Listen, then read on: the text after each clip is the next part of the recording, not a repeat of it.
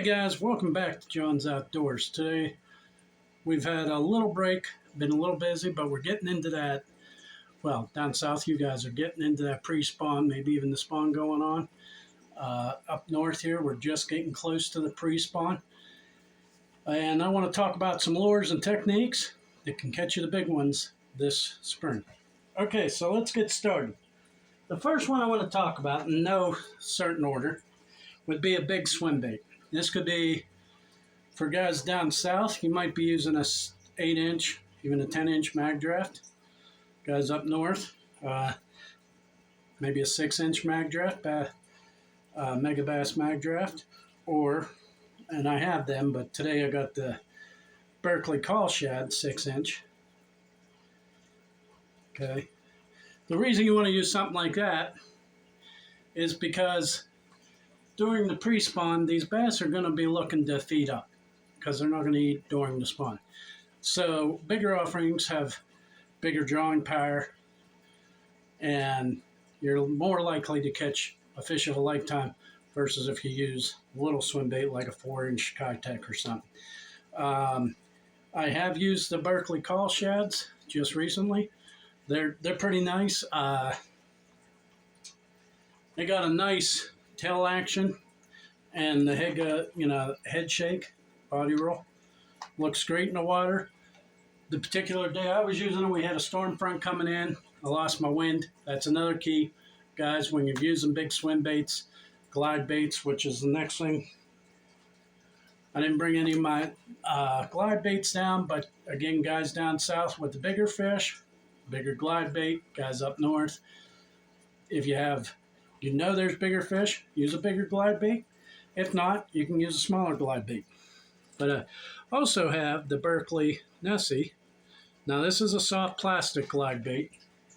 I have many glide baits. I have the Antidote by, I can't think of the brand right now.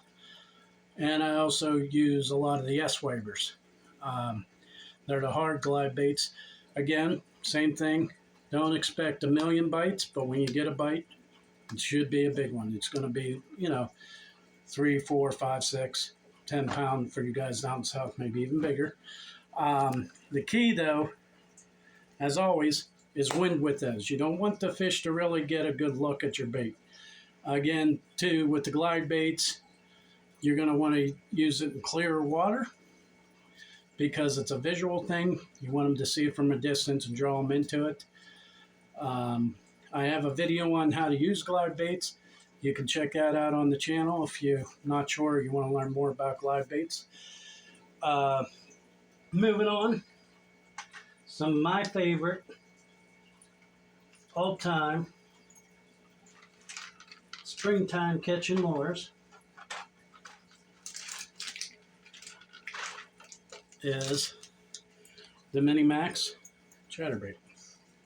That trailer there is a Hog Farmer Spunk Shad. That's the sexy shad color on the white Minimax. And I also have, this Spunk Shad seen better days, a black and blue one with a little trailer that's seen better days. It looks like he kind of melted. We're going to change him out. But we can't forget orange, red, those are the colors that'll work. White will also work during the spring. The reason for the orange and red, guys, is because the fish suck to the bottom during the winter. The crayfish go into the ground, or the crawfish, and when they come out, they have an orange tint to them. The bellies of the fish will even have orange tint to them if you catch them early enough. So that's one of the reasons they think that the orange and red works so well in the springtime. But after the spring, you put this away, the oranges and your reds and your pinks, because you're not gonna get much action with them. Okay, guys, and then to go along with the chatterbaits, you can't leave out a spinnerbait. A spinnerbait can be deadly during the spring. You can put a trailer hook on it. This is a Stray King. Okay. Double Colorado Indiana blade. It's going to have a lot more thump. I also have a video on spinnerbaits, so if you want to learn more about them in depth and what makes a good spinnerbait, check that video out. But, you know, you want something, depending on the size of the fish, you want to go a little bigger in the pre-spawn. But, you know, you could use an orange or red spinnerbait, or in this case, this is like a ghost shad color with some thump. And you need wind. Spinnerbaits work phenomenally well when you have wind. Okay, guys, some trailers to go on your chatterbait because the water's cold. You've seen the spunk shads. These are powerbait stinger minnows.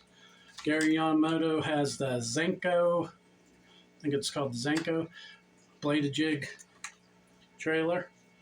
They're very subtle. The tail just, sometimes that's what you got to do. These fish aren't looking for a lot of action, so you need subtle baits. Which takes me to my next bait. And I thought I brought one with me, but it's looking like I must have left it. Okay, the next bait would be a jig. Trailers on a jig would be your beaver style baits, your crawl style baits, not the kicking claws, but like a, you know, just a, I guess a beaver, very low action crawl, dragging it across the bottom. You can pop it a little bit. The key here is slow. You don't want to go real fast. The water's cold. These fish are still lethargic. If I was going to say, if I only have one lure out of everything I'm going to show you today, in my opinion, it would have to be a jig. The bladed jig's nice, but the jig will work even when the water's calm. The jig, year round, will catch the bigger fish over all the other types of lures and things you can be using. A jig will catch bigger fish consistently. So if I had to choose out of one, it would be a jig. Okay. Another thing that's really good is a good A-rig. This one's from 6 Cents. Looks like it has a thicker wire, but it also has blades. Those willow blades will give off vibration. The A-rigs, guys, if you got cloudy conditions and maybe a little murkier water, you probably want to have some blades on them. If you got clear water, bluebird skies, go without the blades. As always, you know, check your state regulations, make sure it's legal. If you have a certain amount of hooks you're allowed to use, you can always go get some owner screw lock screws and hook them up, you know, hook your favorite spinnerbait and then hook it up and make a couple dummies and only have a couple hooks on this. That's what I would do.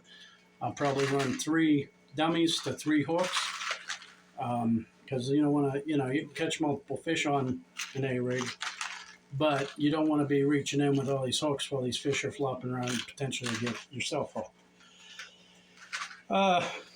The A-rig too, they're, you know, if you want more vibration out of your A-rig, you want to go with a thinner wire, where the 6 Cents Divine is more of a heavy wire, if you can see that. There are brands that have a thinner wire. Where would I use the heavier wire? Around bigger fish, around cover, lay downs, things where I need a heavier wire. I don't want to break my wires off. Thinner wire, maybe open water, clear water, where you want more vibration, you want less bulk, you know, less material. You don't want your A-rig to take away from what you're trying to produce, which is a little ball of shad or something. And when you're using an A-rig, guys, you throw it out, you reel it, those paddle tails are swimming, and you can twitch your rod. And on a thinner wired A-rig, when you twitch your rod tip, it's going to suck those wires together and then bring them back out like a spring. So it almost looks like a minnow skull coming close together because they're getting attacked, and then they come out because they're, you know, trying to go away. And that's usually when you're going to get your reaction stroke. On the heavier wires, it's a little harder to get them to suck in. It can be done. You'd have to jerk a little harder, but the thinner wire gives you that opportunity to have that secondary action. Okay, guys. A couple other baits I want to talk about is Largo shads would be good this time of the year. With that little tab, see if I can, on the tail there, that keeps that tail swimming pretty stiff like, you know. If you want them more wider, which you wouldn't when the water's cold, but if you did, you just take that little tab off and that tail will have more of a wide wag. These colors being the live yellow perch, and this is the river shad. A couple of my favorites. Another new bait that I thought I'd like to try for the big swim bait action is Rapala Crush City, the Mayors. This color is the Pro Blue Red Pearl. And finally, but not last, two last little things we want to talk about. For the Largo shad, I like to run them on an underspin. The key here is get an underspin with a wire that comes down, because that belly will catch that blade. So you want something to bring that blade down so the blade can spin freely, and have enough hook gap that when the bait's on there, you still can hook the fish. This being a Gamakatsu 4/0 underspin, this will be good for the, you know, the Largo shads and the Mayors. Might have to get a little bigger for the Mayors. Okay. And last but not least, a finesse technique works great. We've had videos on it with some pictures of catches, but it works great in the spring, works great in the summer, works great on pressured waters. None other than the Z-Man TRD. Okay, this color here I picked up because I thought it was kind of cool. It's called Twilight. It's a purple with a pink. I think it would work pretty good in the spring. Work pretty good in the summertime too. But I want to try it in the spring. Guys, I have a video on the Neb rig. If you want to learn the techniques, the rod, line, everything, check that video out. As always, if you have any questions or you have anything you want to suggest, please leave it in the comments down below. Love to hear from you guys. I appreciate all the support. I really do. You guys, I can't tell you how much I appreciate you helping me grow this channel. Let's keep growing. I have big plans this year. We're going to have some on the water techniques and hopefully even some pretty nice catches. So be looking forward to that as the spawn comes on and the water warms up.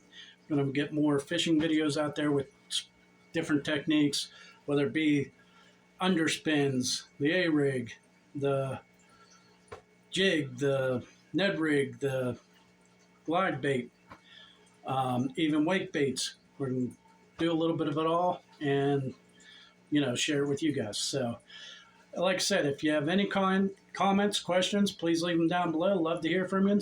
If you haven't subscribed, please consider doing so. It helps the channel out tremendously. And as always, if you liked the video, smash that thumbs up button, guys, and we'll see you on the next one. Thanks.